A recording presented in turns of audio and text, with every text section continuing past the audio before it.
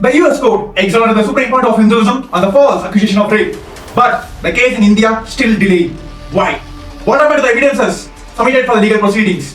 What the Supreme Court of India states on this matter? Why the Interpol denied to issue any notice against the Supreme Court of Hinduism? Today, I will answer all these questions because Hindu-phobic and Hindu media elements continue to deny the truths. And moreover, I will prove once again, not only spiritually, medically, scientifically, and even legally, all the false allegations done on Supreme Court of Hinduism, not only they are false, they are impossible. Before we even start, I want to set the facts straight. Despite nearly 15 years of malicious prosecution in India, the SPH has not been convicted of any crime. First, spiritually, the Supreme Court of Hinduism was initiated into Bharasanyas, a lifestyle of monkhood at the age of 3. So from childhood, he has built a yogic body, which is fundamentally incapable of any sexual activity. So all the false allegations of rape done against Supreme Court of Hinduism, not only they are false, spiritually impossible. I will not leave you here. I will get the medical evidences now. When the false accuser made the same false allegation both in US and India.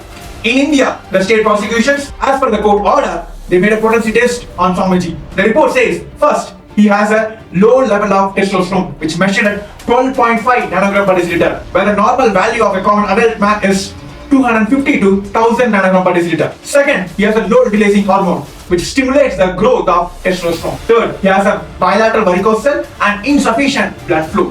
Fourth, along with the low testosterone hormone level, there is a presence of gynecomastia. So this chronic endocrine disorder stands as an irrefutable evidence for his impotence. So all the false allegations made against Supreme Court of Hinduism, not only they are false, medically impossible. All the reports are examined by the various experts on this field. All of them made a one statement straightforward that this low level of testosterone cannot be induced in a short span. It is spanning over a decades. So once again, all the allegations done against Supreme Court of Hinduism are not only false, scientifically impossible. While all these legal proceedings are happening in India, the Southern District Court of Ohio investigated all the evidences and verified the fact and made a judgment exonerating the Supreme Court of Hinduism on this false accusation of rape.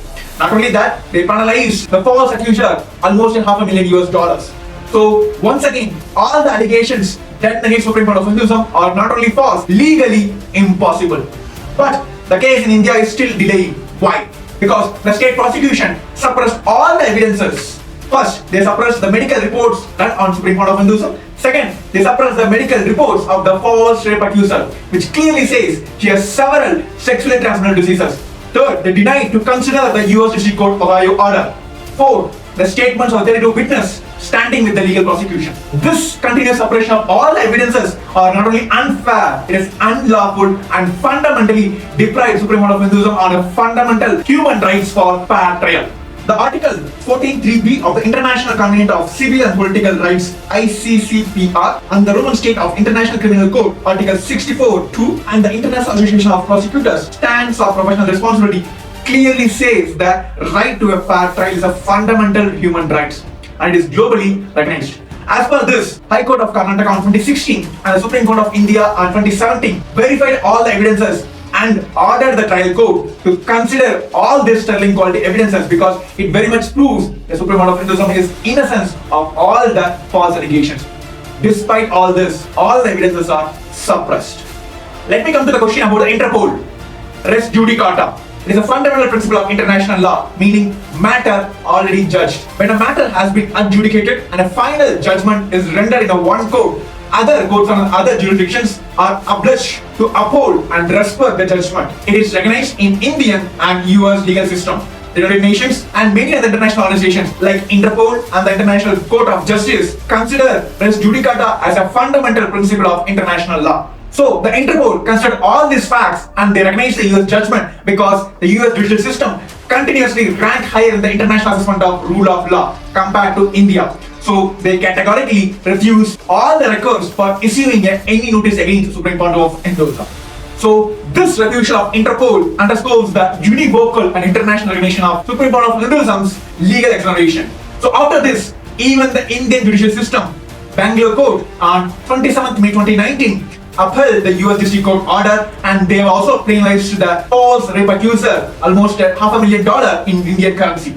So considering all these facts, the pending case in India is bound to be disposed. This anti-Hindu media, Hindu-phobic and Hindu-mesic media elements continuously suppress this truth because this is a bias they are continuously doing for the minority indigenous Hindu tradition and their community and their leaders. But understand, global Hindus have woken up.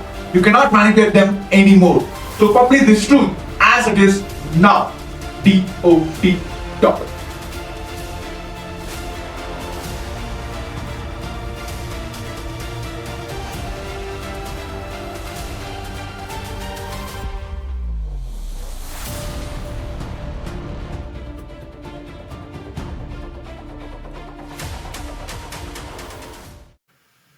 The US court exonerated the Supreme Court of Hinduism on the false accusation of rape. But the case in India still delayed. Why? What about the evidences submitted for the legal proceedings? What the Supreme Court of India states on this matter?